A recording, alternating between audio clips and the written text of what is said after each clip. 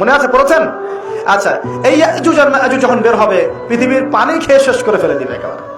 এর এত বেশি হিংস্র হবে যে এদের সাথে লড়াই করার মতো ক্ষমতা কোনো মানুষেরই থাকবে না। এমনকি ঈসা আলাইহিস সালামেরও নয়। ঈসা আলাইহিস সালাম তুর পাহাড়ে চলে যাবেন মুসলিমদেরকে নিয়ে। তুর পাহাড়ের ভিতরে মুসলিমরা সেখানে লুকিয়ে থাকবে। পৃথিবীর মেসাকার অবস্থা হয়ে যাবে, পৃথিবীর পানি খেয়ে শেষ করে ফেলে দিবে একদম হিংস্র প্রজাতি। তখন ঈসা আলাইহিস সালাম আল্লাহর কাছে দোয়া করবেন, আল্লাহ এই বিভৎস জাতিকে ধ্বংস করো।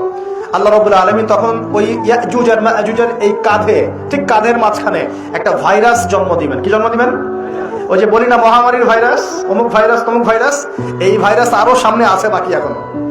ওই ভাইরাসে, ওই পোকায়, ওই ব্যাকটেরিয়া বা যেটাই হোক আল্লাহ পাক যাই দিবেন, এতে করে ইয়াজুজ আর মাজুজের পুরো প্রজাতি ধপধপ ধপধপ করে মারা যাবে। মানে এটা ছোঁয়াচে রোগ হবে। কি রোগ হবে? ছোঁয়াচে। ঠিক যেমন আমরা একটু করোনা দেখলাম না, একজন থেকে আরেকজন, একজন থেকে আরেকজন, এরকম জিনিস চলবে আরো বিশ্বে।